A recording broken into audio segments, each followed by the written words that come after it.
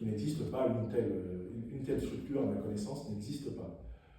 Par contre, il y a une prise de conscience de plus en plus forte devant les coups que nous prenons parce que nous défendons les intérêts souverains des peuples africains. Il y a une prise de conscience forte que nous devons être solidaires. Parce qu'en fait, les Africains, qu'est-ce qu'ils demandent? La fin de l'occupation militaire de leur sol, le démantèlement de la monnaie néocoloniale du franc CFA, la fin de l'ingérence des puissances étrangères dans la désignation des dirigeants africains et le respect du réenracinement des institutions africaines dans la tradition africaine. Pour ces 4 motifs, on nous tombe dessus en nous présentant non pas comme des gens qui défendent les intérêts des Africains, mais qui seraient plutôt à la solde de nouvelles puissances, la Russie, la Chine, etc., qui voudraient supplanter celles qui étaient les plus influentes, la France et ses alliés européens ou occidentaux plus largement. Face à cette guerre informationnelle qui nous est imposée, et ce sont les mots utilisés même par ceux qui conçoivent qu'on n'a pas le droit d'avoir un point de vue différent d'eux à propos de l'Afrique, ben avec le temps, entre Kémy Séba, Nathalie Yamb et moi, les liens se sont tout naturellement resserrés. Quand vous prenez les mêmes coups, vous finissez par vous asseoir et parler. Nous parlons, nous connaissons de mieux en mieux, mais il n'existe pas d'international panafricaniste.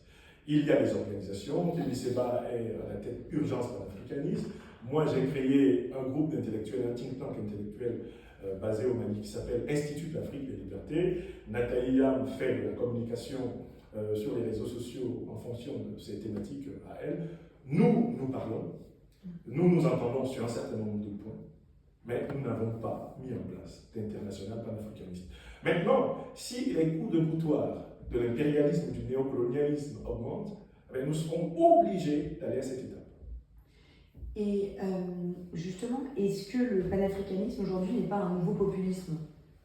C'est une critique qu'on entend souvent, mais le panafricanisme en réalité c'est l'âme profonde du réveil, de l'éveil africain. C'est le substrat, c'est le paradigme de référence de tous les Africains qui luttent depuis pratiquement 300 ans contre la domination. Je rappelle que le panafricanisme, comme idéologie, est né en Amérique du Nord, puis a migré en Europe occidentale avant de s'enraciner en Afrique.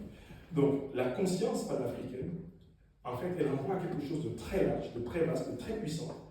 Et quel que soit notre talent oratoire, la puissance des réseaux sociaux, nous ne pouvons pas effacer le travail profond qui a été abattu par les William Du Bois, Marcus Garvey, Kwame Nkrumah, Amilcar Cabral, Julius Nyerere, Nelson Mandela, Thomas Sankara. Il y a du beau monde. Il y a du beau monde dans cette histoire du panafricanisme. Ce n'est pas Franklin Nyamsi, Kémy Séba ou Nathalie Yamb qui pourraient à eux tout seuls résumer et incarner ce panafricanisme. C'est une tradition puissante de liberté, une tradition de créativité politique, économique et esthétique dont nous sommes d'humbles serviteurs. Et parce qu'en fait, cette idée de dire, comme on disait qu'il y avait la faute des Français, est-ce qu'il n'y a pas aussi une faute des dirigeants africains? Mais forcément. Qu'est-ce que c'est que la France-Afrique, madame? C'est une organisation d'élites corrompues, africaines et françaises, qui, dans le dos des peuples français et africains, mène une politique mafieuse au détriment des intérêts des peuples français et africains. C'est ça la France-Afrique.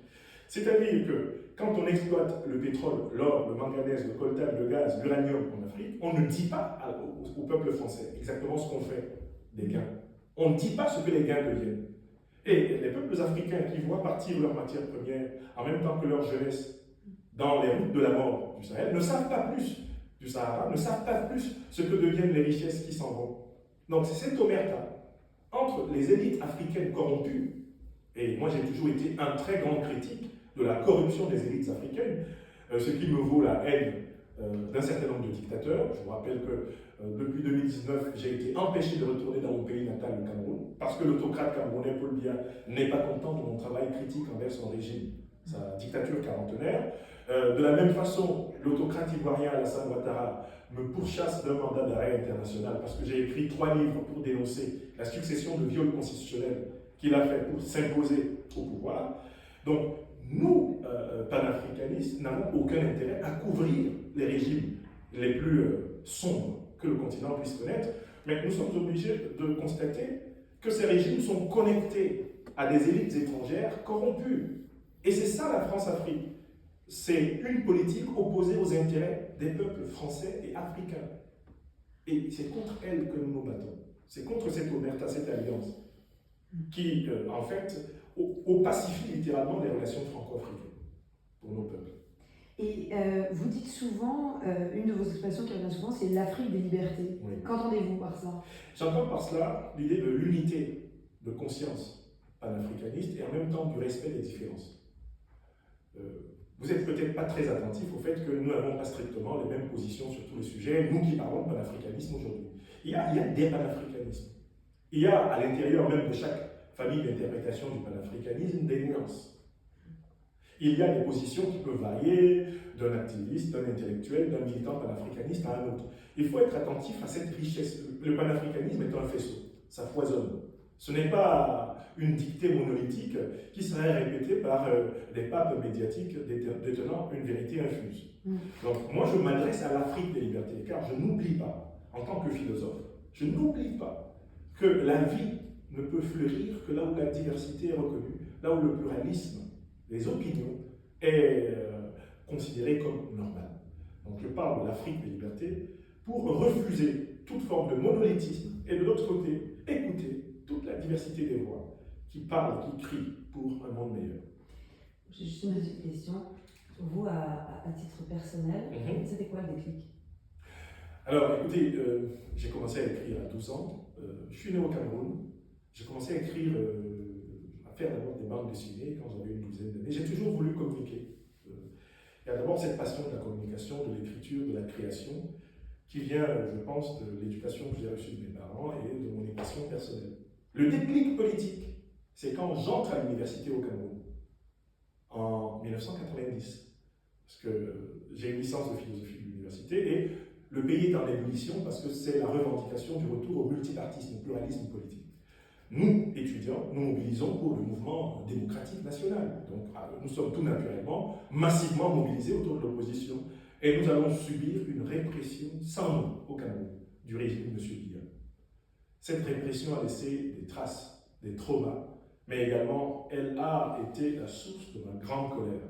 De dire, on ne peut pas continuer en tant qu'Africains à vivre dans un monde où on est piétiné par nos propres frères, nos propres élites, en complicité avec des élites étrangères qui, d'un côté, nous vendent la propagande de la démocratie et des droits de l'homme, et dans la réalité, nous font vivre dans la dictature et la misère.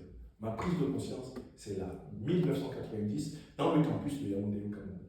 Et alors, à partir de là, je m'engage à participer à tout ce qui émancipe le peuple camerounais, qui émancipe le peuple africain. Je deviens citoyen français en 2002, je m'engage au Parti socialiste, où je resterai pendant 10 ans, jusqu'au temps où un certain M. Hollande entrevoira la possibilité de déchoir de la nationalité française les Français d'origine africaine qui seraient en porte-à-faux avec les intérêts de la République, alors même que les Français d'origine, on va dire, française, qui feraient la même chose, quant à eux, ne subiraient pas la... Je suis parti du Parti socialiste en raison de cette injustice. Donc j'ai toujours été du côté de ceux qui émancipent les gens, et pas simplement les Africains, les êtres humains. Et pourquoi vous avez voulu devenir français alors? La France. Alors je voudrais vous parler de l'autre France. Celle qu'on connaît le moins en moins, et qui néanmoins existe. J'ai été marqué d'abord par la tradition des belles lettres françaises. Moi, je suis de l'école camerounaise, qui est une photocopie de l'école de la Troisième République française. Donc, l'école des grands textes. C'est Victor Hugo, Les Misérables, c'est tout le théâtre classique, c'est Racine, c'est Molière, c'est Corneille. Voilà mon éducation. Je suis formé à la littérature classique de la France. C'est la passion pour la philosophie française, avec Descartes, avec Malebranche, avec des figures comme celle de Victor Toussaint, donc très peu de français, ou de Sartre. Donc d'abord, moi je suis français par passion, pour l'esprit révolutionnaire français, pour la puissance de la pensée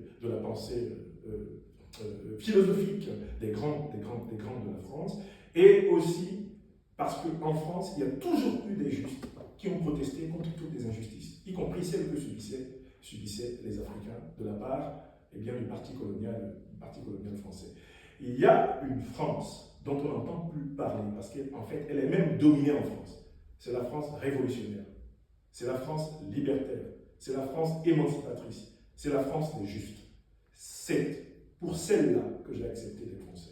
Et c'est d'ailleurs en vertu de celle-ci que je résiste contre la persécution de ma liberté de penser au pays de Voltaire, au pays de Molière, au pays d'Hugo, au pays de Sartre. Je me considère comme un Sartre noir.